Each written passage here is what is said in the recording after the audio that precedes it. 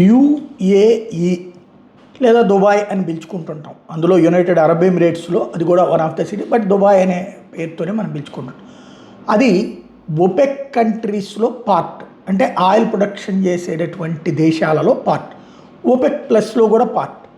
ఆ మధ్యన యుఏఈ రాజుగారు కరెక్ట్గా ఈ యుద్ధానికి ముందు భారతదేశానికి హడావిడిగా వచ్చారు. గుర్తుంటే ఒక్కసారి అందరికీ నరేంద్ర మోడీతో మీటింగ్ అయ్యారు. 3 గంటలు అన్నమాట, రావడం వెళ్ళడం జరిగిపోయింది. ఆ తర్వాతన రష్యా యుఏఈకి ఇజ్రాయెల్ యుఏఈకి తన ఐరన్ డోమ్ ఇచ్చింది. వాస్తవంగా ఇజ్రాయెల్కి ముస్లిం దేశాలకి వ్యతిరేకం ఒకప్పుడు, బట్ యుఏఈ ఇజ్రాయెల్తో సాన్నిహిత్యమే నడుస్తోంది. బట్ ఐరన్ డోమ్ ఇంతవరకు బయట ఎవ్వరికీ ఇవ్వలేదు ఇజ్రాయెల్, ఇంక్లూడింగ్ ఇండియాకు కూడా. మొట్టమొదటిసారి ఆ రోజున మన దగ్గరికి వచ్చి ఆయన కలిసి వెళ్ళిన తర్వాత వాళ్ళకి యుఏఈకి ఇచ్చారు. అందువల్ల 100కి 95% పేలుళ్ళని కంట్రోల్ చేయగలిగారు. వాళ్ళ మీద ఈ ఇరాన్ వాడినటువంటి మిస్సైళ్ళు కావచ్చు, ఇరాన్ వాడినటువంటి ఇరాన్ దాడులు హయ్యెస్ట్ 100కి 60% యుఏఈ మీదనే జరిగింది. బుర్జు ఖలీఫాను ధ్వంసం చేయాలనుకున్నారు, అక్కడ హోటళ్ళు, స్టార్ హోటళ్ళు అన్నిటి మీదన కాన్సన్ట్రేట్ చేశారు. బట్ 100కి 95% నిరోధించగలిగింది ఆ ఇజ్రాయెల్ ఇచ్చిన ఎయిర్ డిఫెన్స్ సిస్టంతో. ఇప్పుడు మరొక కీలకమైనటువంటి నిర్ణయం తీసుకుంటోంది.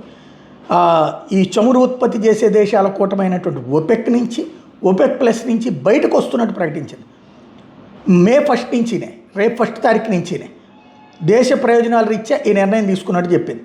చమురు ఎగుమతి దేశాల కూటమికి, దానికి నాయకత్వం వహిస్తున్నటువంటి సౌదీ అరేబియాకి ఇది పెద్ద దెబ్బ. వాస్తవంగా సౌదీ అరేబియాతో తగవు పడబోతుండగానే ఆ విషయం చెప్పడానికే మోడీ సలహా తీసుకోవడానికి వచ్చి ఉండొచ్చు. ఈ మధ్యన సౌదీ అరేబియా మనకి తగినటువంటి, ఇదివరకైతే కనుక సౌదీ అరేబియా రాజు మహమ్మద్ బిన్ సల్మాన్ మోడీతో బాగా క్లోజ్గానే ఉండేవాళ్ళు, ఇప్పటికి కూడా క్లోజ్గానే ఉంటాడు. కానీ ఇంతకు ముందు ఉన్నంత తీవ్రత లేదు. మేబీ ఈ కాన్సెప్ట్లు కూడా అయి ఉండొచ్చు. అయితే ఇక్కడ మెయిన్ పాయింట్ ఏంటంటే, ఎందుకు వీళ్ళు బయటకు వస్తున్నారు అది తెలియాలి అందరికీ కూడా. ఆయిల్ ఉత్పత్తి ఎవరి దేశంలో వాడికి ఉంది, ఎవరికాడు ఉత్పత్తి చేసుకోవచ్చు, అమ్ముకోవచ్చు. కానీ ఈ ఒపెక్ పెట్టి ఏం చేశారంటే నియంత్రణ పెట్టారు. వీళ్ళు ఒక రూల్ పెడతారు, ఇందులో సౌదీ అరేబియా పెద్దన్న పాత్ర అనమాట. వాళ్ళ బాగు కోసం నిర్ణయాలు తీసుకుంటే మిగతా సభ్య దేశాలకు సంబంధించిన అంశాలను సీరియస్గా తీసుకోదు. అంటే ఈజీగా అర్థమయ్యే భాషలో చెప్పాలంటే, బయట బోల్డ్ మార్కెట్ ఉంది, ఆయిల్ అమ్ముకోవచ్చు. సౌదీ అరేబియా ఎక్కువ ఉత్పత్తి చేయొద్దు అంటది. ఎందుకు అంటే ఎక్కువ ఉత్పత్తి చేస్తే సప్లై ఎక్కువైపోతుంది, అప్పుడు రేటు పడిపోతుంది క్రూడ్ ఆయిల్ది ధర అంటది. అప్పుడు తక్కువ ఉత్పత్తి చేయాలి. అంటే ప్రపంచంలో ఆయిల్ ధరలు పెంచడానికి ఉత్పత్తిని తగ్గించడం అనేది చేస్తుంది. ఒక్కోసారి దానికి అవసరమైనప్పుడు ఎక్కువ ఉత్పత్తి చేద్దామంటది. అంటే సౌదీ అరేబియా నిర్ణయాలకు అనుగుణంగానే ఓపెక్ నడుస్తుంది. దానివల్ల వాళ్ళకి లాభ నష్టాలు. ఇప్పుడు ఫర్ ఎగ్జాంపుల్ ఈ టైంలో యుద్ధం సీరియస్గా ఉన్నటువంటి కారణంగా, ఈ హార్ముజ్ జలసంధి ఇంపాక్ట్ కారణంగా ఆయిల్ ఎక్కువ కావాలి. ప్రపంచంలో విపరీతమైన సేల్స్ ఉంటుంది. ఇప్పుడు తక్కువ ఉత్పత్తి చేయమండి సౌదీ అరేబియా. ఎవరి ప్రయోజనాల కోసం అంటే వాళ్ళ ప్రయోజనాల కోసం, అమెరికా ప్రయోజనాల కోసం తెలియదు. ఇలాగ ప్రతిసారి వాళ్ళ పెద్దన్న పాత్రతో వీళ్ళు నష్టాల పాలవుతున్నారు, వీళ్ళు ఆశించిన అభివృద్ధికి జరగటం లేదు. ఇక ఆ పెద్దన్న పాత్రని వదిలించుకుంటోంది, పెద్దన్నని దద్దమ్మంటోంది.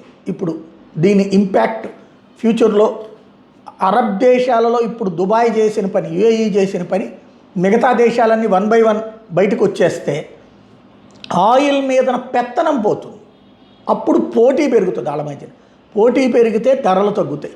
మనం చూసాం కదా, ఇదివరకు బిఎస్ఎన్ఎల్ ఒక్కటే ఉన్నప్పుడు వాళ్ళు ఇష్టం వచ్చినట్టు రేట్లు పెట్టేవాళ్ళు. అదే ఇప్పుడు సంస్థలు ఒక 4-5 వచ్చేటప్పటికి ఏమైంది, ఏడాది మొత్తం మాట్లాడుకున్నా, ఏడాది మొత్తం 2G వాడుకున్నా మనకి ఫ్రీగానే నడుస్తుంది. ఒక్కసారి డబ్బులు కడితే చాలు, 3,000 4,000 రూపాయలు. అట్లాంటి పరిస్థితి అన్నమాట.